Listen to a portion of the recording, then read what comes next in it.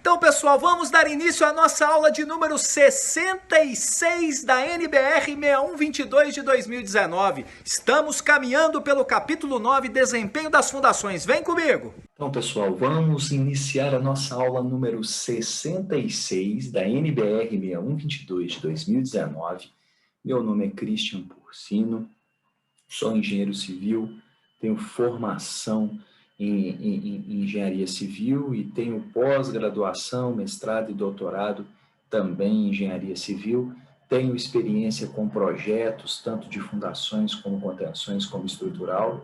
Tenho uma empresa de projetos, já trabalhei em vários tipos de projetos, desde pontes, fundações de pequenas, médias e grandes estruturas.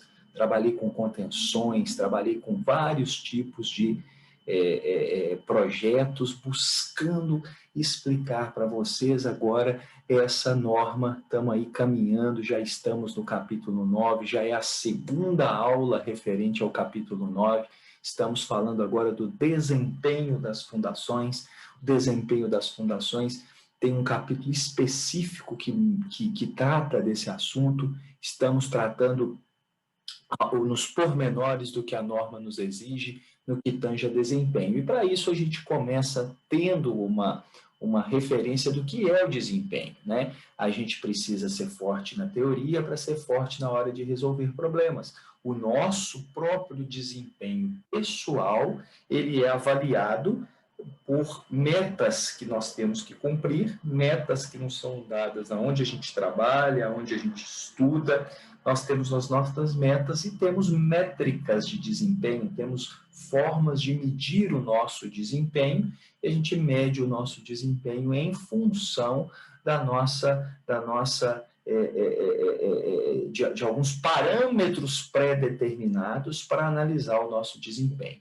Com isso, a gente fica forte na teoria, forte na hora de resolver problemas e forte antes que os problemas venham, né? Então, para evitar problemas, a gente precisa de conhecimento e precisa mostrar realmente para o que viemos, né? Então, desempenho, assim, só para deixar bem claro para nós, ou performance, né? Também usado esse termo, ele é um conjunto de características ou capacidades de comportamento e rendimento de um indivíduo, de uma organização ou um grupo, né? Seja ele de animais, seres vivos, máquinas, equipamentos, produtos, sistema, empreendimento ou processo, em especial quando a gente compara com metas. Então, eu avalio o meu desempenho a partir de metas pré-determinadas, requisitos, expectativas, valores, necessidades, números, né, que são colocados como objetivo, como meta realmente a ser alcançado, e meu desempenho é medido. Eu cheguei perto, próximo, ultrapassei, como é que é isso?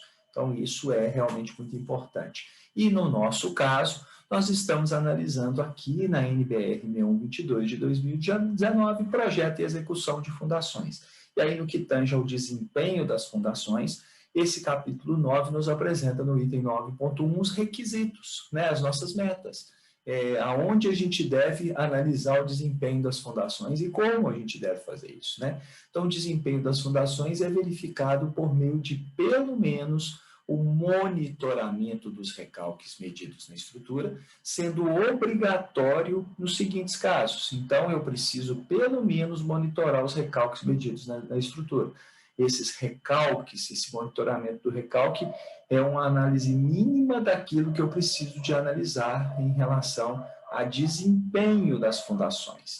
Então, sendo obrigatório nos seguintes casos: estruturas nas quais a carga variável é significativa em relação à carga total, tais como silos e reservatórios. Então, nos locais onde a minha carga variável ela tem um forte impacto, uma forte proporção em relação à carga total, essa é uma estrutura que necessariamente eu preciso analisar, fazer esse monitoramento dos recalques, né? E exemplos práticos e objetivos são silos e reservatórios, que com certeza têm carga variável superior à carga total, e outros tipos de estrutura nas quais a gente constatar que as cargas variáveis tem significativa relação à carga total, eu preciso necessariamente monitorar recalque medido a estrutura.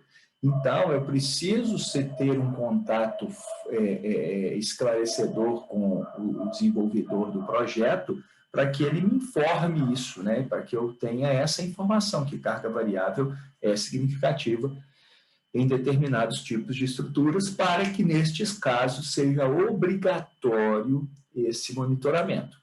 Segundo ponto, estruturas com acima de 55 metros, medidos da onde? Da altura do piso do térreo até a laje de cobertura do último piso habitável.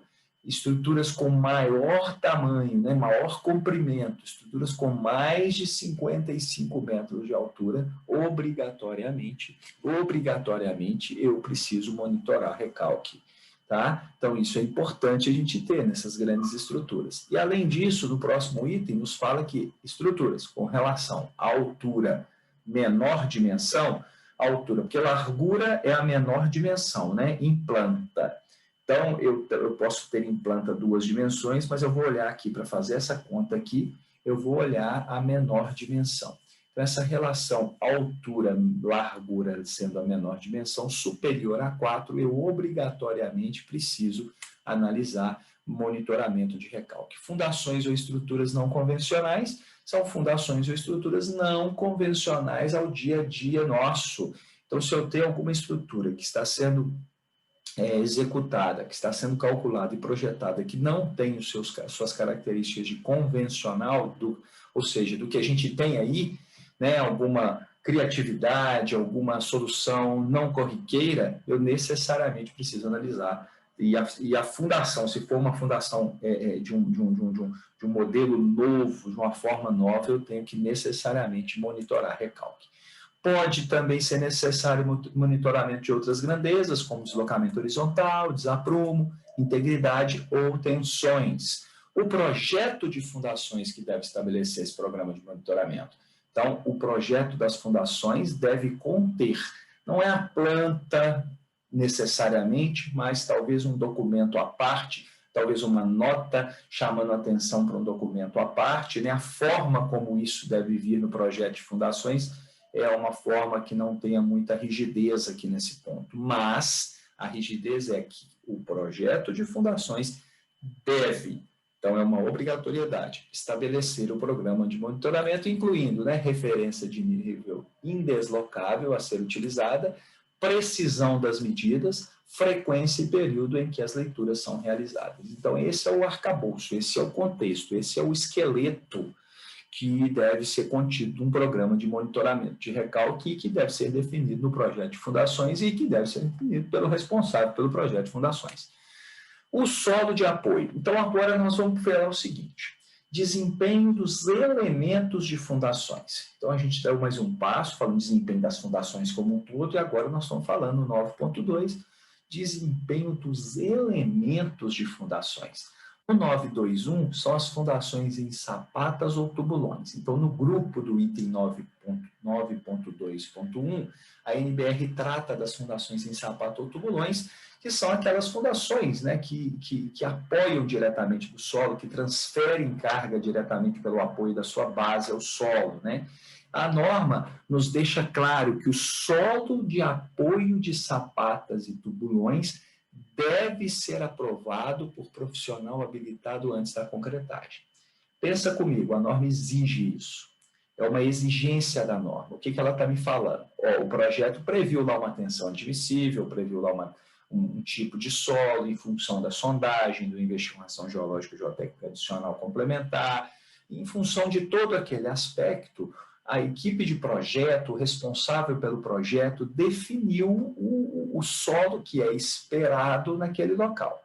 Só que a norma vira e fala, para a função ter um desempenho bom, além disso, além de tudo que a gente falou sobre projeto, sobre investigação geológica e geotécnica, sobre carga, sobre método de cálculo, método de execução, nós vamos falar lá nos anexos, mas sobre tudo que a gente falou, além disso, que está falando aqui é o seguinte, ó, lá na hora da execução, o solo de apoio, tá lá, escavei a sapata, escavei o tubulão, abri a base do tubulão, o solo de apoio de sapatas e tubulões deve ser aprovado por profissional habilitado antes da concretagem.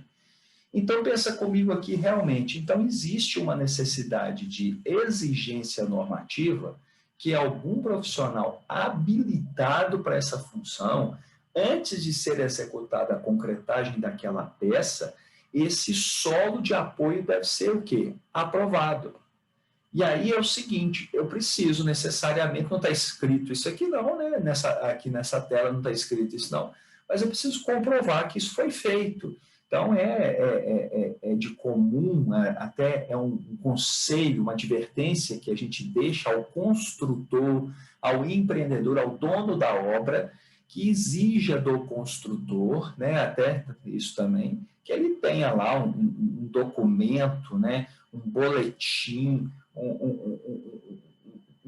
uma forma, né, de registrar tanto o profissional habilitado, engenheiro, CREA, né, que está fazendo essa análise, como o processo em si, data, hora, né, o que ele fez, o que ele analisou, desceu, olhou, o que fez, como foi essa aprovação, né, do solo local.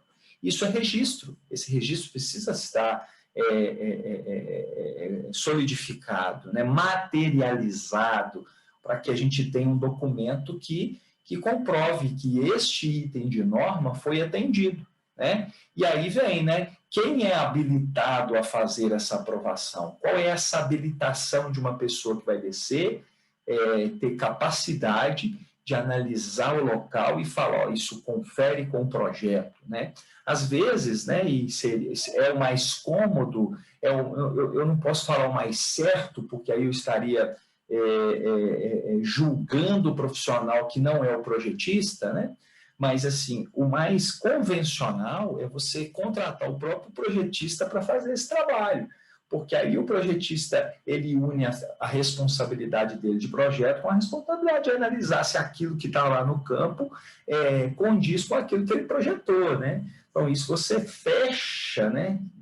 Eu espero estar sendo entendido, você fecha as informações num local só. O projetista projetou, definiu as características que, no ponto de vista dele, eram as necessárias, conferiu na hora de execução e liberou a concretagem. Então, todo mundo, aí o empreendedor está tranquilo, o construtor está tranquilo, né? O projetista está tranquilo, aí você dá tranquilidade ao processo. Não necessariamente se é do projetista, algum profissional habilitado, ele tem que fazer essa análise. Então, não é só escavar, armar conforme o projeto e falar, não, mas o projetista fez desse jeito, né? Aí o projetista também fala, mas o executor nem verificou se lá estava, e aí fica aquela briga que pode até ser jurídica lá na frente, né? Então, aqui é muito importante saber que esse item está na norma, esse item é exigido na norma, isso é importante a gente olhar com carinho para esse item. E andamos mais um pouquinho. Em caso de dúvida, dúvida de quem? Dúvida dessa pessoa habilitada que vai liberar a concretagem. Se ela está em dúvida, em caso de dúvida, devem ser programadas provas de carga em placas ou nos tubulões que simulem o comportamento destes elementos com interpretação de resultados que considere o efeito de escala. Ele está me falando aí a prova de placa, a placa eu posso fazer um ensaio de placa lá e ter as informações e fazer esse efeito de escala. Escala é em relação ao tamanho da minha placa e o tamanho da minha fundação real. O fato é, se eu tive dúvida, eu não vou aprovar. Você tem que tomar cuidado, o profissional que está ali escolhido e contratado para aprovar, para liberar a concretagem, olha a pressão, né? Olha a pressão desse profissional. Se ele tiver dúvida, ele deve ser programadas provas de carga em placas ou nos tubulões, né? Nos próprios tubulões, que simulem o comportamento destes elementos, né? Com interpretação de resultados que consideram efeito de escala. Então, está falando assim, ó, se eu tiver dúvida daquele solo ali, eu não posso sair liberando a torta direita sob pressão, não, né?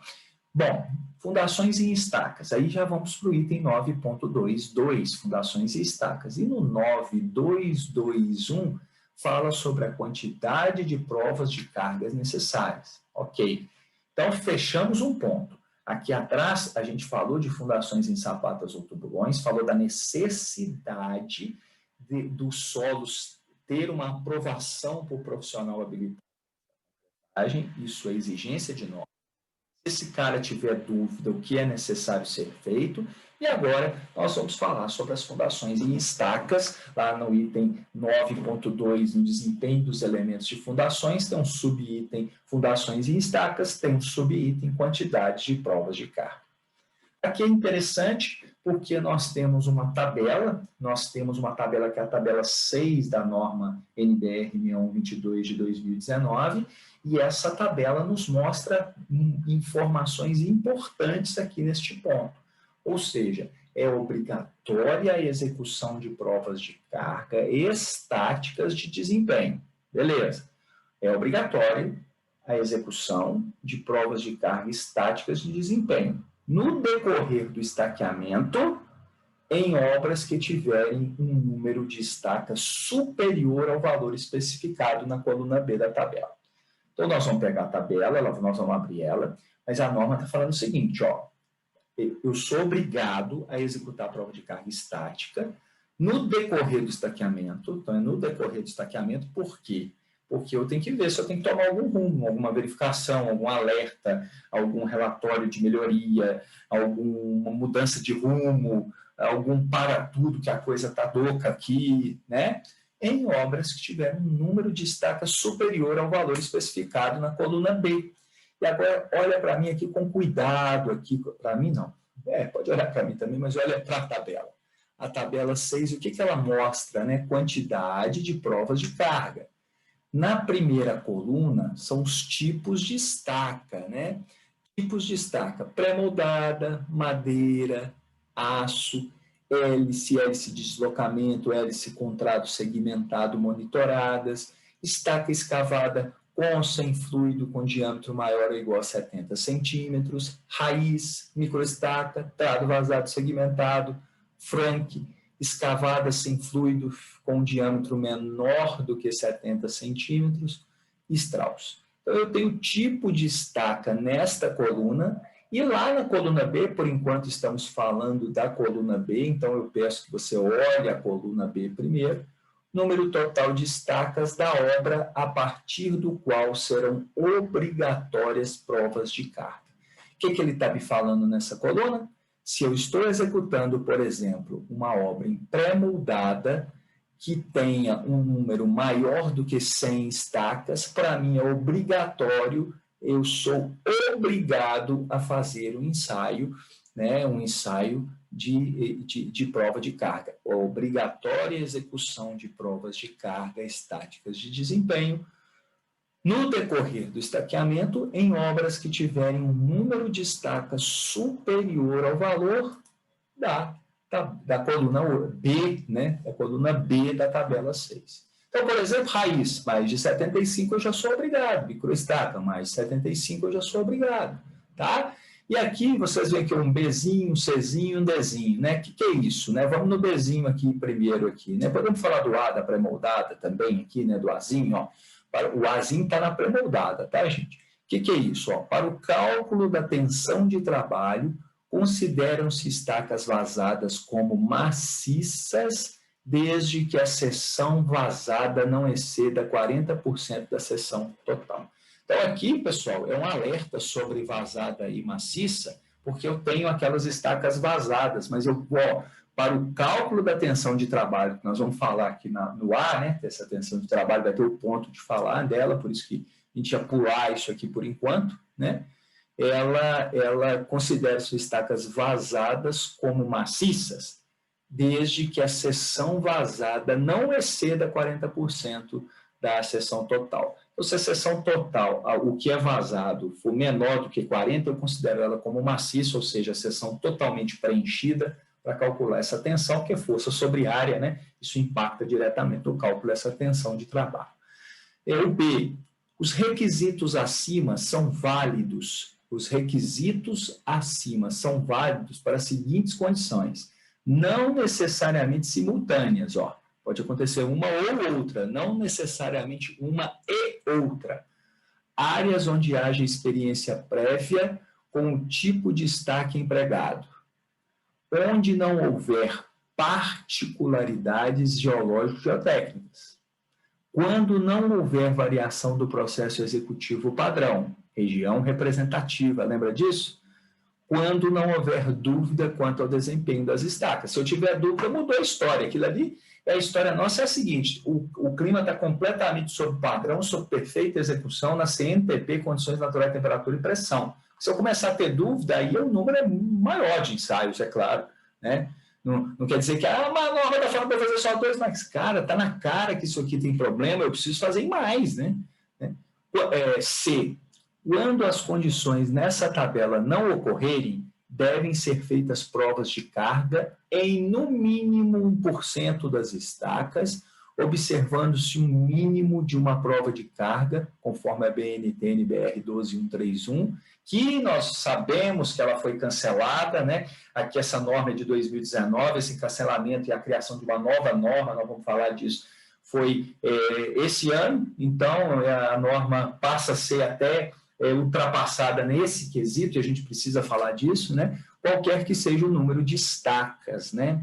E D, as provas de carga executadas exclusivamente para avaliação de desempenho devem ser levadas até que se atinja pelo menos 2 vezes a carga admissível, ou até que se observe um deslocamento que caracterize ruptura, né?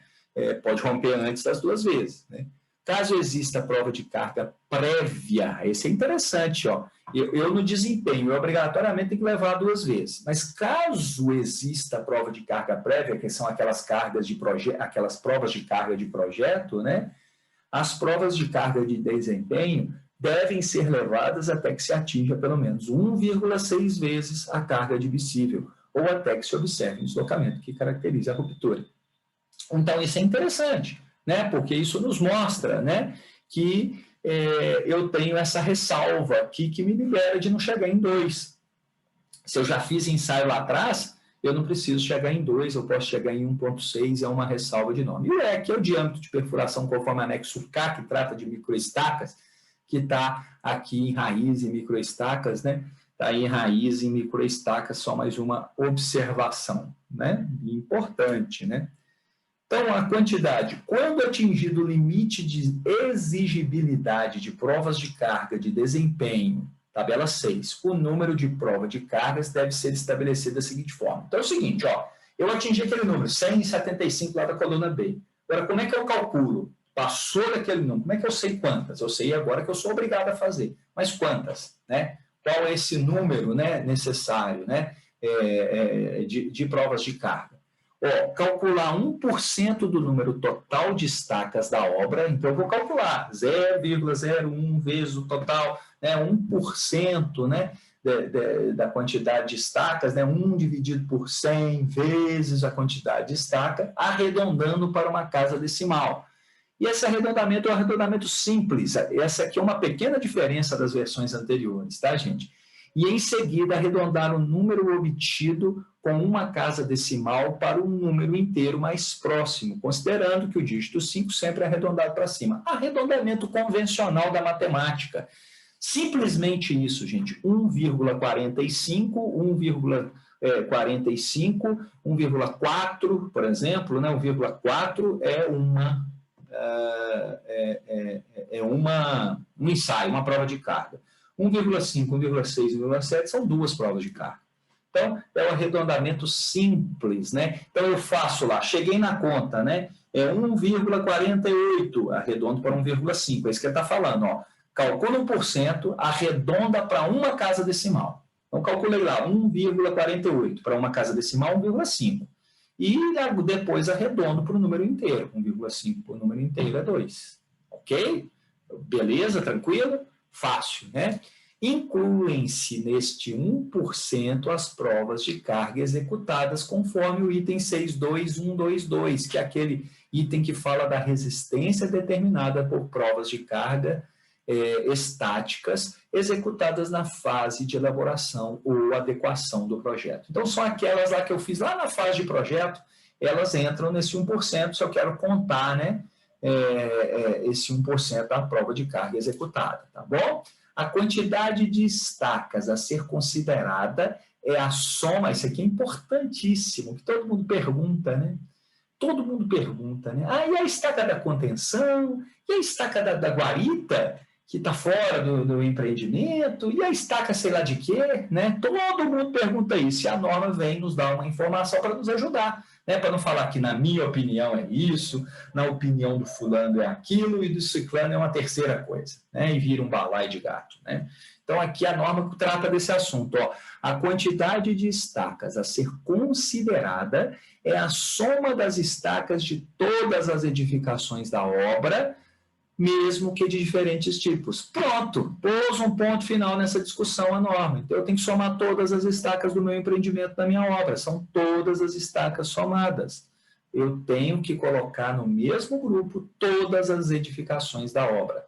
Tirou a dúvida, né?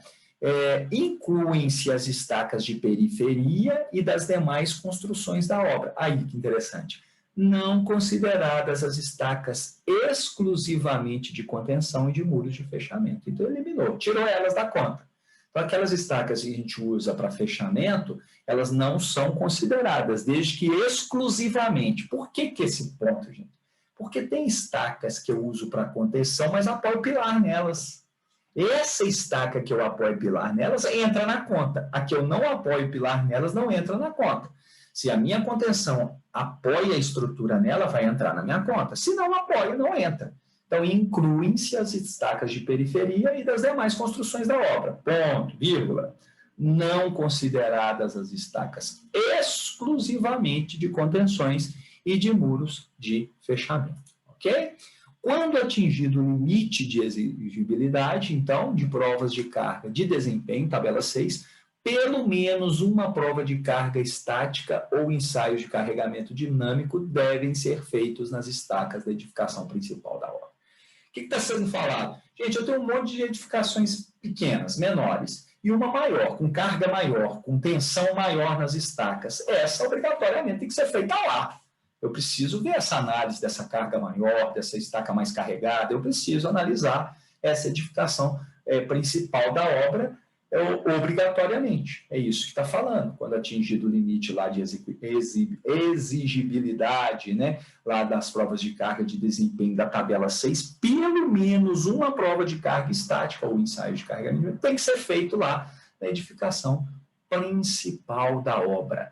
É necessária a execução de prova de carga, qualquer que seja o número de estacas da obra, se elas forem empregadas para tensões de trabalho superiores aos valores indicados na coluna A da tabela 6. Isso aqui é muito importante, gente, porque às vezes a gente passa em branco.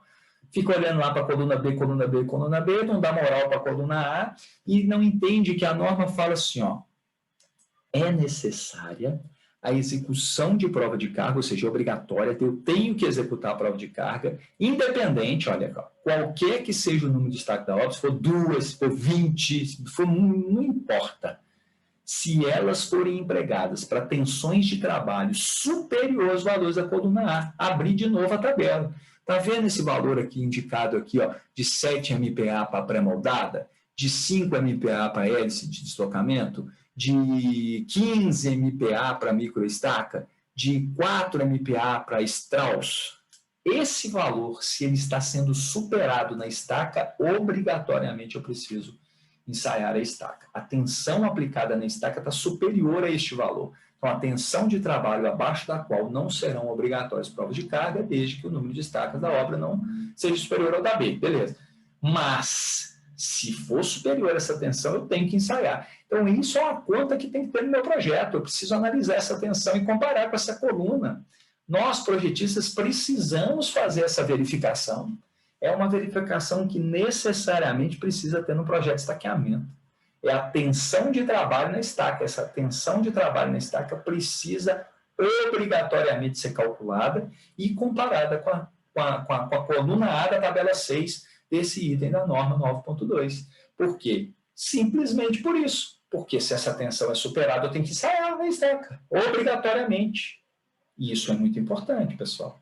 Isso é muito importante de ser analisado e avaliado, tá? Nas obras em que os carregamentos principais provenientes da estrutura nas condições de utilização mais frequentes durante a vida útil forem os esforços de tração ou esforços horizontais, esforços não convencionais, ok, pessoal? A gente fala muito de compressão, tensão de compressão, em fundações, mas aqui é um alerta. Se eu estou falando que o esforço principal é de tração ou esforço horizontal, é obrigatória a execução de prova de carga específica à tração ou esforço horizontal, com os mesmos critérios citados nesta subseção. O que ele está falando? A tração e esforço horizontal não é diferente. Eu preciso analisar o mesmo critério dessas quantidades de prova de carga em função da mesma coisa que está sendo exposto aqui. A tração não é diferente de compressão no que tange a quantidade de carga exigida pela norma.